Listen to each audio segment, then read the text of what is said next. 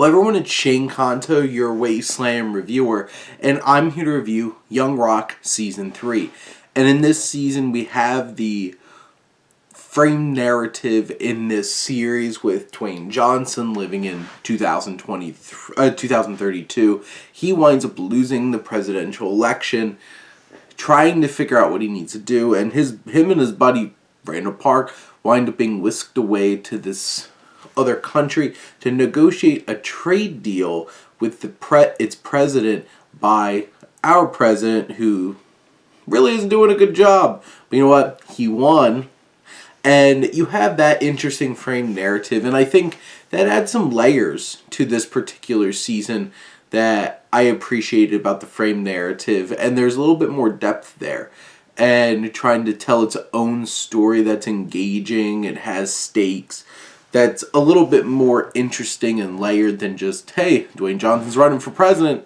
And the different backstories, I think the two biggest ones is the big conflict when Dewey was younger, and there's big conflict between his grandmother and then his parents. And there's some really interesting, complicated dynamics when it comes to those periods in Dwayne Johnson's life, and I think this show tackles them in a very interesting way and in a very clear way. And there's definitely some tension there.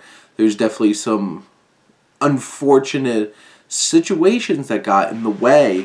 And then we see Dwayne as an adult and getting to see Uli La Tukifu playing Dwayne when he's in WWF. And we get to see the rise of Rocky Maivia, and then the Nation of Domination as The Rock, and all these things in modern time. And I really enjoy those moments, and as a pro wrestling fan, I connect to them, and it's engaging and interesting. There's a couple of new additions in this particular season. We actually do get Hulk Hogan popping up in some of these backstories, and we get Cyndi Lauper, played by WWE superstar Becky Lynch, which I was pretty excited about. I think she's fun in it. And in general, you have all the old cameos, but there's one particular episode where they focused each of the pieces to the show all around Pat Patterson when he was younger, Andre the Giant, and High Chief Peter Maivia. And you even get a cameo from Sean Connery in his storyline, and you have all of these stories, and I think that was a really cool special episode that kind of goes off the beaten path of the rest of them and keeps it fresh and tells us some other different kinds of stories.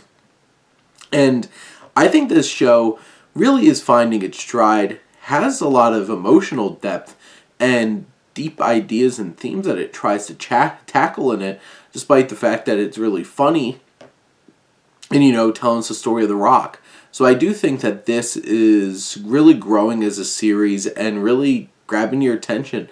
And I definitely think this third season stands out and is worth your time. But those are my thoughts on Young Rock Season 3. Let me know what you think, and let's talk some TV. But thank you as always for tuning in and supporting your Wasteland reviewer.